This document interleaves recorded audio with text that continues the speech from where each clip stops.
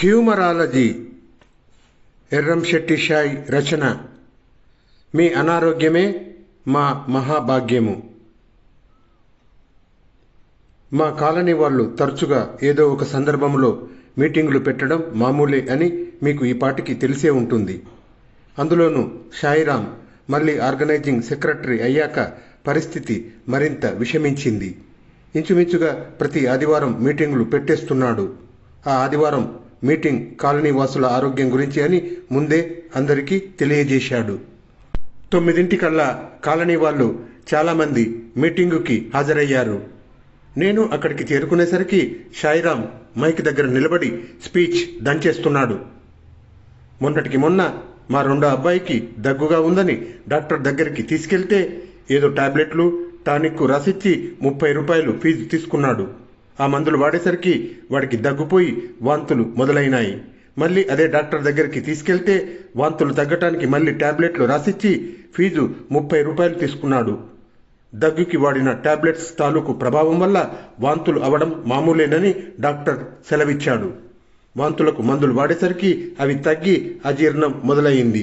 అది ఆ వాంతుల తాలూకు మందుల ప్రభావమట. మళ్ళీ కొత్త మందులు 30 రూపాయలు ఫీజు. ఇలా ఎంతకాలం డాక్టర్కి ముడుపులు చెల్లిస్తూ ఉండాలో అర్థం కాక ఆ విషయమే అడిగితే మీ అనారోగ్యమే మాకు మహాభాగ్యం అన్నారు ఆయన చిరునవ్వుతో. కనుక సోదరులారా, ఇప్పుడు మనందరం కలిసి ఈ సమస్యకు పరిష్కారం ఆలోచించడానికి ఇక్కడ సమావేశమయ్యాం.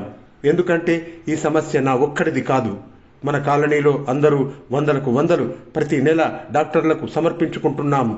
రోగాలతో ఓ బాధ, డాక్టర్ల ఫీజులతో మరో బాధగా ఉంది మనకు. ఈ విషయం మీద సోదర సోదరీమణులందరూ తమ తమ అభిప్రాయాలు తెలియజేస్తారని ఆశిస్తాను. వెంటనే రాజేశ్వరమ్మ గారు ఆడాళ్ల మధ్యలో నుంచి లేచి నిలబడింది. మీరు చెప్పింది నిజమే అన్నయ్య గారు. మొన్న డాక్టర్ సచ్చినోడు మా చంటిదానికి టీబీ ఉందని చెప్పి ఇంజెక్షన్లు టాబ్లెట్లు మొదలెట్టేశాడు.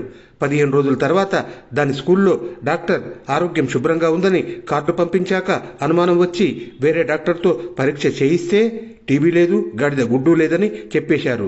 అయితే అనవసరంగా టీబీ ఇంజెక్షన్లు టాబ్లెట్లు వాడడం వల్ల మరేదో రోగం ముంచుకొచ్చిందని చెప్పి అది తగ్గటానికి ఇంకా ఏవో ఇంజెక్షన్లు రాసిచ్చారు. దీనికంతా కలిసి 1000 రూపాయలు అప్పయింది. ఆ పాడు సచ్చినోడు అలా అబద్ధాలు చెప్పకుండా ఉంటే ఆ 1000 పెట్టి గ్రైండర్ కొనుక్కునేదాన్ని అందామి ఆవేశంగా. అందరూ రాజేశ్వరమ్మ గారి చంటిదాని గురించి కొద్దిసేపు సానుభూతితో మాట్లాడుకున్నారు. ఆ తర్వాత colony committee member Shankarrao mic ముందు నిలబడ్డాడు. ఆయన తాలూకు వైద్య నారాయణో హరి అనుభవం ఇలా రసవత్తరంగా సాగింది. అది 1970వ సంవత్సరం. మా ఆవిడ విపరీతమైన కడుపు నొప్పితో బాధపడుతూ ఉంటే అర్ధరాత్రి మా రైల్వే హాస్పిటల్లో లేడీ డాక్టర్ దగ్గరికి తీసుకువెళ్ళాను.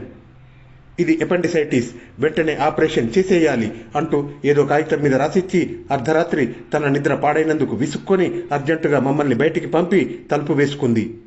మా ఆవిడను మర్నాడు ప్రొద్దునే ప్రైవేట్ నర్సింగ్ హోమ్కి తీసుకెళ్లి ఎపెండిసైటిస్ ఆపరేషన్ చేయమంటే వాళ్ళు గంటసేపు ఆపరేషన్ చేసి అది ఎపెండిసైటిస్ కాదని, అందుచేత ఆపరేషన్ క్యాన్సిల్ చేసేస్తున్నామని తేల్చారు. ఆ నర్సింగ్ హోమ్ ఇన్ఛార్జి నా మీద మండిపడింది. ఇది ఎపెండిసైటిస్ అని ఎవరు చెప్పారు మీకు? మా రైల్వే హాస్పిటల్లో డాక్టర్ అండి. ఆవిడకేమైనా బుద్ధి ఉందా? ఉంది అనుకునే మా రైల్వే వాళ్ళు మా రైల్వే హాస్పిటల్లో ఆమెకు ఉద్యోగం ఇచ్చారండి. ఆవిడకు బుద్ధి లేదు అని నేను చెప్తున్నాను అంది ఆవిడ కోపంగా. సరేనండి, అంతేకాదు మీ రైల్వే డిపార్ట్మెంట్కి కూడా బుద్ధి లేదు. ఆ సంగతి కూడా ఇప్పుడే తెలిసిందండి. ఉంటే కడుపు నొప్పి అన్నంత మాత్రాన ఎపెండిసైటిస్ అని రాసేయ్యరు. మా రైల్వేలో రాసేస్తారండి అన్నాను నిజం ఒప్పుకుంటూ. To hell with your railway and to hell with your lady doctor. అలాగేనండి. అది ఎపెండిసైటిస్ అయితే మరి ఆవిడకు మీ రైల్వే హాస్పిటల్లోనే ఎందుకు ఆపరేషన్ చేయలేదు? చేస్తాననే అందండి ఆవిడ. కానీ నేను ఒప్పుకోలేదు. ఎందుకని ఒప్పుకోలేదు? మా ఆవిడ నేను ప్రేమించి పెళ్లి చేసుకున్నామండి.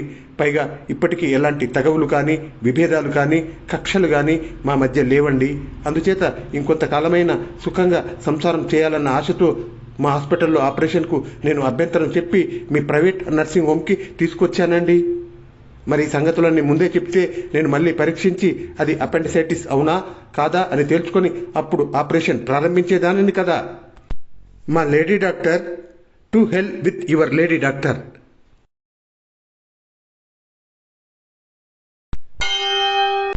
హ్యూమరాలజీ ఎర్రంశెట్టి షాయి రచన. మీ అనారోగ్యమే మా మహాభాగ్యము.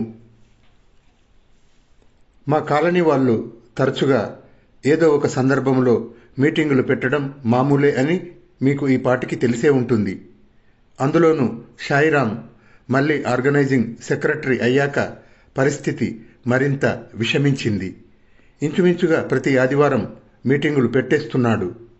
ఆ ఆదివారం మీటింగు కాలనీవాసుల ఆరోగ్యం గురించి అని ముందే అందరికీ తెలియజేశాడు. 9 కాలనీ వాళ్ళు చాలామంది మీటింగుకి హాజరయ్యారు. నేను అక్కడికి చేరుకునేసరికి షాయిరాం మైక్ దగ్గర నిలబడి స్పీచ్ దంచేస్తున్నాడు. మొన్నటికి మొన్న మా రెండో అబ్బాయికి దగ్గుగా ఉందని డాక్టర్ దగ్గరికి తీసుకెళ్తే ఏదో టాబ్లెట్లు టానిక్కు రాసిచ్చి 30 రూపాయలు ఫీజు తీసుకున్నాడు. ఆ మందులు వాడేసరికి వాడికి దగ్గుపోయి వాంతులు మొదలైనాయి. మళ్ళీ అదే డాక్టర్ దగ్గరికి తీసుకెళ్తే వాంతులు తగ్గటానికి మళ్ళీ టాబ్లెట్లు రాసిచ్చి ఫీజు 30 రూపాయలు తీసుకున్నాడు. దగ్గుకు వాడిన టాబ్లెట్స్ తాలూకు ప్రభావం వల్ల వాంతులు అవడం మామూలే అని డాక్టర్ సెలవిచ్చాడు. వాంతులకు మందులు వాడేసరికి అవి తగ్గి అజీర్ణం మొదలైంది. అది ఆ వాంతుల తాలూకు మందుల ప్రభావమట. మళ్ళీ కొత్త మందులు, 30 రూపాయల ఫీజు. ఇలా ఎంతకాలం డాక్టర్కి ముడుపులు చెల్లిస్తూ ఉండాలో అర్థం కాక ఆ విషయమే అడిగితే మీ అనారోగ్యమే మాకు మహాభాగ్యము అన్నారు ఆయన చిరునవ్వుతో. కనుక సోదరులారా, ఇప్పుడు మనందరము కలిసి ఈ సమస్యకు పరిష్కారం ఆలోచించడానికి ఇక్కడ సమావేశమయ్యాం. ఎందుకంటే ఈ సమస్య నా ఒక్కడిది కాదు. మన కాలనీలో అందరూ వందలకు వందలు ప్రతి నెల డాక్టర్లకు సమర్పించుకుంటున్నాం. రోగాలతో ఓ బాధ, డాక్టర్ల ఫీజులతో మరో బాధగా ఉంది మనకు. ఈ విషయం మీద సోదర సోదరీమణులందరూ తమ తమ అభిప్రాయాలు తెలియజేస్తారని ఆశిస్తాను. వెంటనే రాజేశ్వరమ్మ గారు ఆడాళ్ల మధ్యలో నుంచి లేచి నిలబడింది. మీరు చెప్పింది నిజమే అన్నయ్య గారు. మొన్న డాక్టర్ సచ్చినోడు మా చంటిదానికి టీబీ ఉందని చెప్పి ఇంజెక్షన్లు టాబ్లెట్లు మొదలెట్టేశాడు. 15 రోజుల తర్వాత దాని స్కూల్లో డాక్టర్ ఆరోగ్యం దానికి శుభ్రంగా ఉందని కార్డు పంపించాక అనుమానం వచ్చి వేరే డాక్టర్తో పరీక్ష చేయిస్తే టీబీ లేదు, గాడిద గుడ్డు లేదని చెప్పేశారు. అయితే అనవసరంగా టీబీ ఇంజెక్షన్లు టాబ్లెట్లు వాడడం వలన మరేదో రోగం ముంచుకొచ్చిందని చెప్పి అది తగ్గటానికి ఇంకా ఏవో ఇంజెక్షన్లు రాసిచ్చారు. దీనికంతా కలిసి 1000 రూపాయలు అప్పయింది. ఆ పాడు సచ్చినోడు అలా అబద్ధాలు చెప్పకుండా ఉంటే ఆ 1000 పెట్టి గ్రైండర్ కొనుక్కునేదాన్ని అందామె ఆవేశంగా. అందరూ రాజేశ్వరమ్మ గారి చంటిదాని గురించి కొద్దిసేపు సానుభూతితో మాట్లాడుకున్నారు. ఆ తర్వాత colony committee member Shankarrao mic ముందు నిలబడ్డాడు. ఆయన తాలూకు వైద్య నారాయణోహరి అనుభవం ఇలా రసవత్తరంగా సాగింది. అది 1970 సంవత్సరం. మా ఆవిడ విపరీతమైన కడుపు నొప్పితో బాధపడుతూ ఉంటే అర్ధరాత్రి మా రైల్వే హాస్పిటల్లో లేడీ డాక్టర్ దగ్గరికి తీసుకెళ్లాను. ఇది ఎపెండిసైటిస్, వెంటనే ఆపరేషన్ చేయాలి అంటూ ఏదో కాగితం మీద రాసిచ్చి అర్ధరాత్రి తన నిద్ర పాడైనందుకు విసుక్కొని అర్జెంటుగా మమ్మల్ని బయటికి పంపి తలుపేసుకుంది ఆమె. నేను మా ఆవిడను మర్నాడు ప్రొద్దున్నే ప్రైవేట్ నర్సింగ్ హోమ్కి తీసుకెళ్లి ఎపెండిసైటిస్ ఆపరేషన్ చేయమంటే వాళ్ళు గంటసేపు ఆపరేషన్ చేసి అది ఎపెండిసైటిస్ కాదని, అందుచేత ఆపరేషన్ క్యాన్సిల్ చేసేస్తున్నామని తేల్చారు. ఆ నర్సింగ్ హోమ్ ఇన్ఛార్జి నా మీద మండిపడింది. ఇది ఎపెండిసైటిస్ అని ఎవరు చెప్పారు మీకు? మా రైల్వే హాస్పిటల్లోని డాక్టర్ అండి. ఆవిడకేమైనా బుద్ధి ఉందా? ఉంది అనుకునే మా రైల్వే వాళ్ళు మా రైల్వే హాస్పిటల్లో ఆమెకు ఉద్యోగం ఇచ్చారండి. ఆవిడకు బుద్ధి లేదు అని నేను చెప్తున్నాను అంది ఆవిడ కోపంగా. సరేనండి. అంతేకాదు, మీ రైల్వే డిపార్ట్మెంట్కి కూడా బుద్ధి లేదు. ఆ సంగతి కూడా ఇప్పుడే తెలిసిందండి. ఉంటే కడుపు నొప్పి అన్నంత మాత్రాన ఎపెండిసైటిస్ అని రాసేయ్యరు. మా రైల్వేలో రాసేస్తారండి అన్నాను నిజం ఒప్పుకుంటూ. To hell with your railway and to hell with your lady doctor. అలాగేనండి. ఇది ఎపెండిసైటిస్ అయితే మరి ఆవిడకు మీ రైల్వే హాస్పిటల్లోనే ఎందుకు ఆపరేషన్ చేయలేదు? చేస్తాననే అందండి ఆవిడ. కానీ నేనే ఒప్పుకోలేదు.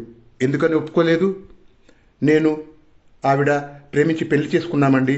పైగా ఇప్పటికీ ఎలాంటి తగవులు కానీ విభేదాలు కానీ కక్షలు కానీ మా మధ్య లేవండి. అంచేత ఇంకొంతకాలమైనా సుఖంగా సంసారం చేయాలన్న ఆశతో మా హాస్పిటల్లో ఆపరేషన్కి నేను అభ్యంతరం చెప్పి మీ ప్రైవేట్ నర్సింగ్ హోమ్కి తీసుకొచ్చానండి.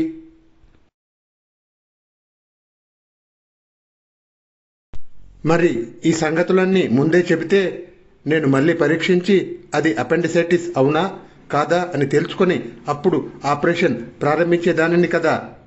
మా lady doctor, to hell with your lady doctor, ఆవిడకు కూడా ఏ రాష్ట్రందో తెలియదు కానీ ఓ ఎంబీబీఎస్ డిగ్రీ ఉందండి. ఆవిడ చాలా రోజుల నుంచి రోగులకు మందులు ఇస్తుంది కదా అని ఆలోచించి, వాళ్ళు రాని వాళ్ళు కూడా మన దేశంలో లక్షల మందికి మందులు ఇస్తున్నారని పేపర్లలో చదవలేదు? చదివానండి. మరి మందులు ఇవ్వడం పెద్ద ఘనకార్యం అన్నట్లు మాట్లాడతారేమిటి? ఇంతకు మా ఆవిడకున్న జబ్బేమిటండి? ఆ కడుపు నొప్పి ఎందుకు వచ్చిందంటారు? అది అమీబియాసిస్. అమీబియాసిస్ అండి? అవును. అంటే ఏమిటండి? మీరు ఏ డిపార్ట్మెంట్లో పనిచేస్తున్నారు? రైల్వేలో. అందుకే ఇలా మా టైం వేస్ట్ చేస్తున్నారు. అమీబియాసిస్ అంటే ఏమిటో మీకు వివరంగా చెప్పాలంటే 4 గంటలు పడుతుంది. 4 గంటలంటే 2 ఆపరేషన్లు. 2 ఆపరేషన్లు అంటే 2000 రూపాయలు. అర్థమైందా? అయిందండి. అయితే 800 ఫీజు కట్టి ఈ మందులు కొని వాడండి. 800 ఎందుకండి? ఆపరేషన్ చేయలేదుగా. చేయకపోయినా చేసినంత పనైంది కదా. పేషెంట్కి కంప్లీట్ రెస్ట్, పంచదార లేకుండా పాలు ఇవ్వండి, వారం రోజులు ఇంజెక్షన్లు. ఫీజు ఇవ్వండి త్వరగా. ఫీజు ఇచ్చి బయటపడ్డాను. మందులన్నీ వాడినా కడుపు నొప్పి తగ్గకపోయేసరికి డాక్టర్ని మార్చక తప్పలేదు. కొత్త డాక్టర్ అన్ని రిపోర్ట్స్ చూసి వివరాలు అడిగి తెలుసుకొని అరగంట సేపు ఆలోచించాడు. అతను ఆలోచిస్తున్న కొద్దీ నాకు భయం ఎక్కువైపోసాగింది. రేపు రండి చెప్తాను అన్నాడు సీరియస్గా. అంటే ఇదేమీ ప్రమాదకరమైనది కాదు కదా? అనుమానంగా అడిగాను. ఆ విషయం కూడా రేపే తెలుస్తుంది. ఇప్పుడు చెప్పడం కుదరదా? కుదరదు. ఎందుకని? నిజం చెప్పమంటారా? నాకు చెమటలు పట్టేసినాయి. మా ఆవిడ ముఖం కూడా పాలిపోయింది. ఇద్దరికీ ఏడుపొక్కటే తక్కువ. తప్పకుండా అది ప్రాణాలు తీసే జబ్బే అయి ఉంటుందనిపించింది. చెప్పండి, నిజం చెప్పేయండి, పర్వాలేదు అన్నాను వణుకుతూ. నేను ఎంబీబీఎస్ పరీక్షలన్నీ కేవలం డజన్ జబ్బులకు సంబంధించిన పాఠాలు చదివి పాస్ అయ్యాను. ఆ జబ్బులే పరీక్షలో అడుగుతారని మా మామయ్య చెప్పాడు. ఆయన ఇదివరకు హెల్త్ మినిస్టర్లేండి. అందుకని మిగతా జబ్బులన్నీ వదిలేశాను. అందుచేత ప్రస్తుతం ఆ డజన్ జబ్బుల్లో ఇరుక్కున్న పేషెంట్ వస్తేనే వైద్యం చేయగలను. మిగతా జబ్బులైతే ఇంటికి వెళ్ళి రాత్రంతా గైడ్ చదివి ప్రొద్దున వైద్యం చేస్తాను. కనుక మీరు రేపు పొద్దున రండి. ప్రస్తుతానికి ఇదంతా చెప్పినందుకు 25 రూపాయల ఫీజు ఇవ్వండి చాలు అన్నాడు. నేను 25 రూపాయలు అతని చేతిలో పెట్టి బ్రతుకు జీవుడా అని బయటపడ్డాను. మరో డాక్టర్ మా ఆవిడను పరీక్షించి ఖచ్చితంగా ఇది గ్యాస్ట్రిక్ ట్రబులే అన్నాడు ధీమాగా. అంటే ఏమిటండి? అంటే సెప్టిక్ అల్సర్. అంటే ఎసిడిటీ వల్ల అల్సర్ ఫామ్ అవుతుందన్నమాట. అంటే వీటి వల్లే కడుపు మంటలు వగైరా వస్తాయన్నమాట. అంటే అంతే, ఇంకేమీ లేదు. మరి దీనికి ఏం చేయాలంటారు? 30 రూపాయలు నాకు ఫీజు ఇవ్వాలి. ఇస్తే మందులు రాస్తాను. ఫీజు ఇస్తానులేండి, ఇవ్వకుండా పారిపోను కదా. అలా అని చెప్పే మీ రైల్వే డ్రైవర్ ఒకతను మందులు రాశాక ఫీజు ఇవ్వకుండా మందుల కాగితం తీసుకొని ఎక్స్ప్రెస్ లాగా పారిపోయాడు. అప్పటి నుండి నేను రైల్వే వాళ్లకు ఫీజు ముందు తీసుకొని తర్వాత ట్రీట్మెంట్ చేస్తున్నాను. ఏది ఫీజు ఇవ్వండి. నేను ఫీజు ఇచ్చాక అతను మందులు రాసిచ్చాడు. చూడమ్మా, నువ్వు పూర్తిగా విశ్రాంతి తీసుకోవాలి అన్నాడు మా ఆవిడతో ఆ డాక్టర్. అలాగేనండి అంది మా ఆవిడ. సాధారణంగా నువ్వేం ఆలోచిస్తుంటావు? అవి ఇవి ఆలోచిస్తూ ఉంటానండి. అవి ఇవి అంటే ఏమిటమ్మా? అంటే ఇదివరకు ఎక్కువగా కాలనీలో ఇరుగు పొరుగు వాళ్ళు ఏమైనా కొత్త వస్తువులు కానీ చీరలు కానీ కొంటే వాటి గురించి ఆలోచించేదాన్నండి. కానీ ప్రస్తుతం ఆ ఆలోచనలు పోయాయండి. మరిప్పుడు ఏ విషయం ఎక్కువగా ఆలోచిస్తూ ఉంటారు? ఇప్పుడు మా అన్న గురించి ఆలోచిస్తూ ఉంటారండి. ఎందుకు మీ అన్న గురించి ఆలోచించటం? పాపం మా అన్న రాత్రింబవళ్ళు శ్రమపడుతూ ఉన్నాడు కదండి. అందుకని చాలా ఆవేదనగా ఉంటుందండి.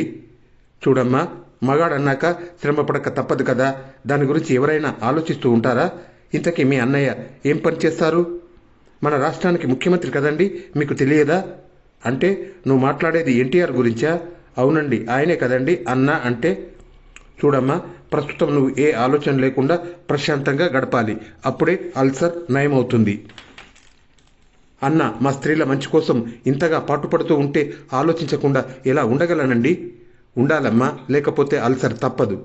మా ఆవిడ అయిష్టంగానే అంగీకరించింది. అల్సర్కి కొన్ని రోజులు ట్రీట్మెంట్ అయ్యాక మరో కొత్త డాక్టర్ని చూడక తప్పలేదు. ఆయన అంతవరకు డాక్టర్లు చేసిన పనులన్నీ చదివాడు, ఎక్స్రేలు చూశాడు. అసలు ముందిది ఎపెండిసైటిస్ అని రాసిన లేడీ డాక్టర్కి బుద్ధి లేదు అన్నాడు అన్ని చదివాక ఆ డాక్టర్. అవునండి, ఆ విషయం రెండో డాక్టర్ చెప్పారు. నన్ను అడిగితే ఆ రెండో డాక్టర్కి బుద్ధి లేదు. పోనీ మూడో డాక్టర్ కండి, మూడో డాక్టర్కి అంతకన్నా లేదు. లేదా అండి? ఏమాత్రమూ లేదు. ఇలాంటి బుద్ధి తక్కువ వాళ్ళ దగ్గరికి ఎందుకు వెళ్ళారు మీరు? బుద్ధి లేదన్న సంగతి వాళ్ళు చెప్పలేదు కదండి ముందు, అందుకని. నన్ను అడిగితే అసలు మీకు బుద్ధే లేదంటాను. నాకు కోపం వచ్చింది. మీకు కావాలంటే ఇంకో 5 రూపాయలు ఎక్కువ ఫీజు తీసుకోండి, అంతేగాని ఇలా తిట్టడానికి వీల్లేదు. లేకపోతే ఏమిటయ్యా, మీ ఆవిడ ఆ కొత్త ఆవకాయ పచ్చడి పూటకి 4 బ్రద్దల చొప్పున వేసుకొని మింగుతుంటే కడుపు నొప్పి రాక ఏం చేస్తుంది? ఈ మాత్రానికే ఆపరేషను, 25 రకాల మందులు, ఇంజెక్షన్లు, 1 డజను డాక్టర్లు. ఏమిటి నాన్సెన్స్? నా ఫీజు ఇచ్చి ఇంకా ఇంటికి పోండి. మీ ఆవిడకు వారం రోజుల వరకు కేవలం మజ్జిగన్నమే తినిపించండి, అంతే. దెబ్బకు ఎగిరిపోతుంది కడుపు నొప్పి. చివరకు ఆ విధంగా 2000 రూపాయల ఖర్చు తర్వాత కేవలం మజ్జిగన్నంతో కడుపు నొప్పి మాయమైపోయింది. కనుక సోదర సోదరి మండలందరూ నా అనుభవాన్ని బట్టి ఆలోచిస్తే మీ అనారోగ్యమే మా మహాభాగ్యం అనేది డాక్టర్ల పాలసీగా కనబడుతున్నదని ఇట్టే తెలిసిపోతున్నది. ఇప్పుడు నా సలహా ఏమిటంటే, మన కాలనీ వాళ్ళందరం కలిసి బాగా పేరు, అనుభవం, నైపుణ్యం వగైరాలన్నీ కలిగిన డాక్టర్ని మన కాలనీ కోసం మనమే ఏర్పాటు చేసుకుంటే అందరికీ బోలెడు ఫీజులు కట్టే పరిస్థితి తప్పడమే కాకుండా సరి అయిన వ్యాధి నిర్ణయం, తగిన వైద్యం జరిగే అవకాశం ఉందని మనవి చేస్తున్నాను అంటూ ముగించాడు శంకర్రావు. అందరూ ఆ సలహా అద్భుతంగా ఉందని తప్పట్లు కొట్టారు. గోపాలరావు లేచి నిలబడ్డాడు. ఎలాగూ 55 ఏళ్ల స్కీములో చాలామంది డాక్టర్లు రిటైర్ అయ్యారు కనుక వాళ్ళలో ఓ మంచి డాక్టర్ని మన కాలనీ కోసం ప్రత్యేకంగా నియమిస్తే బాగుంటుంది. అవునవును అన్నాడు రాజాచారి. మరి ఆ డాక్టర్కు జీతం ఎవరిస్తారు? రామచంద్రరావు లేచి పొట్ట నిమురుకుంటూ అడిగాడు. ఎవరేమిటి, మన అందరమును. కాలనీలో ఇంటింటికి 5 రూపాయల చొప్పున వసూలు చేస్తే డాక్టర్కి నెలకి 1200 జీతం ఇవ్వవచ్చును. ఆ సూచనకు అంతా హర్షధ్వానాలు చేశారు. నిజంగా ఆ గోపాలరావుది చాలా తెలివిగల బుర్ర అని ఒక ఆవిడ గట్టిగానే అనడం వినిపించి గోపాలరావు మరింత గర్వంగా అందరి వైపు మెరుస్తున్న కళ్ళతో చూడసాగాడు. నన్ను అడిగితే ఆ డబ్బు డాక్టర్కిచ్చే బదులు ఇంకేదైనా ఉపయోగకరమైన కార్యక్రమానికి ఖర్చు చేయడం మంచిది. అసలు మన దేశంలో డాక్టర్లే ఓ పెద్ద లగ్జరీ, దానికి తోడు వారికి జీతాలు ఇవ్వడం కూడానా అన్నాడు రామచంద్రం. అంతా రామచంద్రాన్ని అర్జెంటుగా కూర్చోమని కేకలు వేశారు. నీకేం నాయనా, శనివారం నాడు కూడా వదలకుండా కోడికూర తింటావు. తాతలు సంపాదించిన ఆస్తి ఉంది, ఇక రోగమా రొష్టా? డాక్టర్లతో పనేముంటుంది నీకు అంది రాజేశ్వరి సాగదీస్తూ. సరే మీ ఇష్టం, తర్వాత మీరే భోరున ఏడుస్తారు అనేసి పొట్ట నిమురుకుంటూ కూర్చున్నాడు రామచంద్రము. 2 రోజుల పాటు వెతికి చివరకు రిటైర్ అయిన చాకులాంటి డాక్టర్ని నెలకు 1200 జీతానికి మాట్లాడి తీసుకువచ్చారు జనార్దను, సాయిరాం కలిసి. ఆయన కాలనీకి రావడమే అందరి ఆరోగ్యం చెక్ చేశాడు. ఆ తర్వాత మీటింగ్ ప్రారంభమైంది. కాలనీ అంతా చూశాక నాకు చాలా లోపాలు కనిపించాయి. చదువుకున్న వారై ఉండి కూడా ఎవరు నీళ్లు కాచి తాగడం లేదు.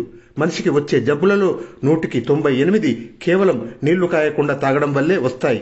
కనుక రేపటి నుంచి అందరూ నీళ్లు కాచి తాగుతారని ఆశిస్తాను. నేను చిన్నప్పటి నుంచి కాచిన నీళ్లే తాగడం అలవాటు చేసుకున్నాను. ఫలితం ఏమిటో తెలుసా? ఈ రోజు వరకు నాకు జలుబు కూడా చేయలేదు అన్నాడు డాక్టర్. అంతా తప్పట్లు కొట్టారు. మర్నాటి నుంచి నీళ్లు కాచి తాగే కార్యక్రమం మొదలైంది. అయితే తాగేప్పుడు కొందరు కళ్ళు మూసుకొని తాగితే, కొంతమంది వాంతి కాకుండా పచ్చడి పక్కన పెట్టుకొని మరీ తాగుతున్నారు. ఆ తర్వాత వారం అందరికీ మెడికల్ చెకప్ చేసే కార్యక్రమం జరిగింది. మళ్ళీ సమావేశం ఏర్పాటు చేశాడు సాయిరాం. డాక్టర్ గారు మైక్ దగ్గరికి వచ్చి ఉపన్యాసం ప్రారంభించారు. అందరినీ చెకప్ చేశాక నేను మీలో కొన్ని ఘోరమైన లోపాలు కనుక్కున్నాను. మీలో చాలామందికి ఆరోగ్యానికి సంబంధించిన చిన్న విషయాలు కూడా తెలియదు. ఉదాహరణకు ఆహారపు అలవాట్లు. చాలామంది పాలకూర తింటున్నారు. పాలకూర ఆరోగ్యానికి చాలా హానికరం. కిడ్నీలో రాళ్ళు ఏర్పడతాయి అది తింటే. ఆ మాటలతో అందరిలోనూ కలకలం ప్రారంభమైంది. కొద్ది రోజుల క్రితమే మా కాలనీలో రమణారావు అనే అతని కిడ్నీలో రాళ్లు ఉండటం వల్ల ఆపరేషన్ జరగడం, ప్రభుత్వ ఆసుపత్రి డాక్టర్లు రాళ్లతో పాటు పొరపాటున కిడ్నీ కూడా తీసేయడం, అతను అర్జెంటుగా పైకెళ్ళిపోవటం జరిగింది. అదేమిటి డాక్టర్ గారు, ఆకుకూరలు విరివిగా వాడాలని టీవీలో ఆవిడెవరో మరీ మరీ చెప్పిందిగా అంది జయప్రదాదేవి ఆందోళనగా. అవును, రేడియోలో కూడా చెప్పారు అంది ప్రభావతి. ఆ చెత్త టీవీలు రేడియోలు ఏమి చెప్పాయి అన్నది కాదు నాకు కావలసింది. నేను ఒక బాధ్యతాయుతమైన డాక్టర్గా చెప్పేది ఏమిటంటే మీరెవరూ పాలకూర తినకూడదు. అది చిన్నప్పటి నుంచి తినకపోబట్టే నేను ఎలాంటి కిడ్నీ రాళ్ళు లేకుండా ఆరోగ్యంగా ఉన్నాను. అంతా నిశ్శబ్దమైపోయారు. అంతేకాదు, ప్రతివారు రోజు టమాటోలు వాడుతున్నట్లుగా కూడా నాకు తెలిసింది. అది కూడా గాల్ బ్లాడర్ ఆరోగ్యానికి అంత మంచిది కాదు కనుక దాని వాడకం కూడా వెంటనే తగ్గించండి. ఈసారి ఆహాకారాలు పెద్ద ఎత్తున చెలరేగాయి. అందరూ ప్రశ్నలు గుప్పిస్తున్నారు. నేను నమ్మను అన్నాడు గోపాలరావు. ఈ విషయం మరి ఇంతవరకు ఏ డాక్టర్ చెప్పలేదేం అరిచాడు శ్రీనివాసరావు. హిష్ అరిచాడు డాక్టర్. అలా గట్టిగా అరవకండి. గట్టిగా అరవడం, అరుపులు వినడం కూడా మన ఆరోగ్యానికి మంచిది కాదు. ప్రతి మనిషికి 50 డెసిబిల్స్ కంటే ఎక్కువ శబ్దాలు చేరకూడదు. అంతకంటే ఎక్కువ డెసిబిల్స్ వింటే చెవులు పనిచేయవు. అంతా నిశ్శబ్దం. శబ్దం చేయకుండా అంతా భయం భయంగా ఎవరి ఇండ్లకు వాళ్ళు బయలుదేరారు. ఆ రోజు నుంచి పాలకూర, టమాటోలు కాలనీకి ఎదురుగా ఉన్న కూరగాయల షాపుల్లో కనిపించడం లేదు. వారం రోజులైనా గడవక ముందే డాక్టర్ అత్యవసర సమావేశం ఏర్పాటు చేశారు. ఓ సాయంత్రం బిక్కు బిక్కుమంటూ వెళ్ళారు అందరూ. ఆయన చేతిలో ఏవో సైన్స్కి సంబంధించి పుస్తకాలు ఉన్నాయి. మీరు నాకు 1200 జీతం ఇస్తున్నప్పుడు ఆ జీతం విలువకు సరిపడేంత సేవ మీకు చేయాలి, తప్పదు. అందుకే అన్ని సైన్స్ పీరియాడికల్స్ ఫాలో అవుతున్నాను. ఈ మధ్యనే వెలికి తీయబడ్డ కొన్ని నిజాలు తెలుసుకోండి. వంకాయలు ఎక్కువగా తింటే అస్తమా వస్తుంది. నూనెలో వేయించిన పదార్థాలు ఎక్కువగా తింటే క్యాన్సర్ వస్తుంది. ఉప్పు, కారం, పులుపు ఎక్కువగా తింటే అల్సర్ వస్తుంది లేదా బీపీ వస్తుంది. కనుక ఈ రోజు నుంచి అందరూ ఈ నియమాలు పాటించి క్యాన్సర్ నుంచి రక్షణ పొందుతారని ఆశిస్తాను. నేను ఇవన్నీ చిన్నప్పటి నుంచి ఫాలో అవ్వబట్టే ఇంతవరకు ఎలాంటి అల్సర్లు, క్యాన్సరు లేకుండా సుఖంగా ఉన్నాను. సమావేశం ముగిసింది. అందరూ బరువెక్కిన హృదయాలతో ఇళ్లకు చేరుకున్నారు. ఆ తర్వాత 2 వారాల పాటు డాక్టర్ గారు అందరి ఇళ్లకు లేటెస్ట్ మెడికల్ బులెటిన్స్ పంపించసాగారు. 1. ఉల్లిపాయలు వాడటం వల్ల గుండె జబ్బులు వచ్చును. 2. బీరకాయలు తినడం వల్ల లో బ్లడ్ ప్రెషర్ వచ్చును. 3. మాంసం తినడం వల్ల పక్షవాతము మరియు గుండెపోటు తప్పదు. 4. కోడిగుడ్లు, గడ్డ పెరుగు తినడం వల్ల హార్ట్ అటాక్ కేరింతలు కొడుతూ వచ్చును. 5. దుంపకూరలు లివర్కు సంబంధించిన వ్యాధుల్ని ప్రోత్సహించును. ఆ తర్వాత 2 వారాలు కాలనీ అంతా గగ్గోలెత్తిపోయింది. అందరూ కూరలు పూర్తిగా వాడటం మానేశారు. ఏ కూర వండినా ఎవరో ఒకళ్ళు ఏదో ఒక జబ్బు పేరు చెప్పడంతో కెవ్వున కేకవేసి కూర బయటపడేయటం జరుగుతుంది. కొంతమంది కేవలం పాలు త్రాగి బ్రతుకుతున్నారు. ఇంకొంతమంది ఉప్పు కారం లేని పప్పు మాత్రమే వాడసాగారు. పిల్లలందరూ తినుబండారాల కోసం ఏడుపులు, పెడబొబ్బలు, భార్యాభర్తల నడుమ ఊరికే దెబ్బలాటలు, నానా రభసగాను తయారైంది. ఈ ఆరోగ్య నిబంధనలు ఏమీ పట్టించుకోకుండా అన్ని కూరగాయలు, అన్ని రకాల నాన్ వెజిటేరియన్ పదార్థాలు శుభ్రంగా తిని సుఖంగా తిరుగుతున్న జీవి ఒక్కడే కనపడ్డాడు నాకు. అతడు బగారా బైగన్ వెంకట్రావు. ఈ పరిస్థితి చాలా దారుణంగా కనిపించింది నాకు. గోపాలరావు, నేను, కాలనీ ప్రెసిడెంట్ సాయిరాము కలిసి డాక్టర్ గారిని కలుసుకొని మా బాధలన్నీ వివరించి ఆయన విధించిన కఠినాతి కఠిన నిబంధనలను పునః పరిశీలించమని కోరాము. No no no, not at all. ఆరోగ్య సూత్రాలు అన్నాక అమలుపరచడం కష్టంగానే ఉంటాయి. నన్ను చూడండి, ఆరోగ్య సూత్రాలు పాటించడం వల్లే 55 ఏళ్లు ఎలాంటి రోగము, ఆఖరికి జలుబు కూడా లేకుండా గడపగలిగాను. అంతేకాదు మరో 50 ఏళ్లు కూడా ఇలాగే ఆరోగ్యంగా గడిపేయగలను. మీకు నాలాంటి ఉక్కు ఆరోగ్యం కావాలా, లేక ఈ రోగాలను కలిగించే ఆహార పదార్థాలు కావాలా? ఎన్నుకోండి అన్నాడు ఆయన. చేసేది లేక తిరిగి వచ్చాం. మర్నాడు ప్రొద్దున్నే సాయిరాం న్యూస్ పేపర్ పట్టుకొని పరుగుతో వచ్చాడు హడావుడిగా. చూశారా పేపర్లో ఏం రాశారో? అమెరికాలో ఈ మధ్య 100 మందికి కోడిగుడ్లు, గడ్డ పెరుగు రోజు తినిపించారట. మిగతా సగం మందికి ఆ 3 నెలలు అవి అందుబాటులో లేకుండా చేశారట. తర్వాత అందరినీ పరీక్షిస్తే ఏం తేలిందో తెలుసా? రోజు గుడ్లు, గడ్డ పెరుగు తిన్నవాళ్ళు వాటిని ఏమాత్రం తినని వాళ్ళకంటే ఎక్కువ ఆరోగ్యంగా ఉన్నారంట. వారి గుండె ఏ బాదరబందీ లేకుండా పెండ్యులంలాగా స్టడీగా కొట్టుకుంటుందంట. ఆ వార్త విన్నంతనే కొంతమంది హ్యాపీగా ఫీల్ అయ్యారు. అందరము డైలామాలో పడి డిస్కస్ చేసుకోవడం మొదలుపెట్టాం. అందరము ఇంకా తర్జన భర్జనలు పడుతూ ఉండగానే డాక్టర్ వచ్చాడు. మా గొడవంతా విన్నాడు. చిరునవ్వుతూ ఇంకో జర్నల్ తీసి చూపించాడు. అందులోని ఒక ఆర్టికల్ తనే చదివి వినిపించాడు. జర్మనీలో 2 చుంచు ఎలకల మీద చేసిన ఎక్స్పెరిమెంట్లో గుడ్డు, పెరుగు, ఇతర కొవ్వు పదార్థాలు తిన్న చుంచు ఎలకకి హార్ట్ అటాక్ వచ్చిందట. తినని ఎలుక హ్యాపీగా కేరింతలు కొడుతూ తిరుగుతుందట. అందరూ మళ్ళీ నిరుత్సాహపడిపోయారు. కాలనీలో పెరుగు, గుడ్ల వాడకం 3 వంతులు పడిపోయింది. నెయ్యి పేరు వింటేనే పారిపోతున్నారు కొంతమంది. మరుసటి వారంలో ఇంకో బాంబు పేల్చాడు డాక్టర్. కాఫీలు, టీలు తక్షణమే మాని వేయాల్సిందేనని. వాటి వల్ల గ్యాస్, ఎసిడిటీతో పాటు కొవ్వు కూడా పెరిగి రకరకాల వ్యాధులకు దారితీస్తుందట. కాలనీ వాళ్ళందరము కాఫీలు, టీలు మానడానికి 10 రోజులు నానా చావు చావాల్సి వచ్చింది. చివరికి అవి మానేయటం చేతకాక రోజుకు ఒక్కసారే తాగే ఏర్పాటు చేసుకున్నాం. దాంతో అందరినీ నీరసం ఆవహించింది. ఆ తర్వాత వారంలో ఇంకో బాంబు పేల్చాడు డాక్టర్. వెంటనే అందరూ ఆహారంలో క్యాలరీలను తక్కువగా తీసుకోవటం చాలా అవసరం. దానివల్ల చెడు కొలెస్ట్రాల్, రక్తపోటు తగ్గిపోతాయి. అలాగే మంచి కొలెస్ట్రాల్ పెరుగుతుంది. ఉదాహరణకు సుమారు 500 క్యాలరీలు తగ్గిస్తే కొలెస్ట్రాల్ 120కి తగ్గిపోతుంది. చక్కెర 65కి పడిపోతుంది. బీపీ నార్మల్కి వచ్చేస్తుంది. బాడీ వెయిట్ కూడా తగ్గిపోతుంది. ఇంకా ముఖ్యమైన విషయం ఏమిటంటే క్యాన్సర్ పెరిగే వేగాన్ని ఇది తగ్గించేస్తుంది. నన్ను అడిగితే వారానికి 3 రోజులు ఉపవాసం ఉండండి. సర్వరోగ నివారణ అంటే ఉపవాసం ఒక్కటే. ఈరోజు నేను ఇంతగా ఆరోగ్యంగా ఉన్నాను అంటే కారణం ఏమిటి? ఉపవాసాలు. ఛాన్స్ దొరికితే చాలు ఉపవాసం చేస్తాను అన్నాడు డాక్టర్. అందరము నీరసంగా తప్పట్లు కొట్టాము. ఆ రోజు నుంచి కాలనీలో అందరికీ తిండి పడిపోయింది. మనకిష్టమైన పదార్థం ఏది తిందామన్నా డాక్టర్ గొంతు ఎక్కడి నుంచో కంగున వినిపిస్తున్నట్లుంది. కొంతమంది మాత్రం ఉపవాసాలు చేయడం మొదలుపెట్టారు. దాంతో విపరీతమైన ఆకలి, నీరసం. ఆ విషయమే డాక్టర్తో చెప్పాము నెక్స్ట్ మీటింగ్లో. ఆకలి వేయటం చాలా మంచి విషయం. మీరిప్పుడిప్పుడే పట్టు సాధిస్తున్నారన్నమాట. ఏమాత్రమూ వెనకంజ వేయకండి. ఆకలి తట్టుకోలేని పరిస్థితి వచ్చినప్పుడల్లా 2 గ్లాసుల మంచినీళ్లు తాగండి. నన్ను చూడండి, ఎప్పుడు భుజానికి వాటర్ బాటిల్ తగిలించుకొనే ఉంటాను. ఎవ్వరూ ఏమీ మాట్లాడలేదు. డాక్టర్ ఎంత కన్విన్సింగ్గా చెప్తున్నా ఎందుకో అందరికీ అసంతృప్తిగా ఉంది. అంతేకాదు, మీరంతా రోజుకు 6 కిలోమీటర్ల దూరం వేగంగా నడవాలి. అప్పుడే ఇంతకాలం మీలో పేరుకుపోయిన ఫ్యాట్స్ కరిగిపోయి అద్భుతమైన ఆరోగ్యంతో నవనవలాడిపోతారు. డాక్టర్ వెళ్ళిపోగానే అందరూ గొనుక్కోవటం వినిపిస్తూనే ఉంది. మా వల్ల కాదు వాకింగ్ అన్నారు కొంతమంది. అయితే ఆ గొడవ అక్కడితో ఆగలేదు.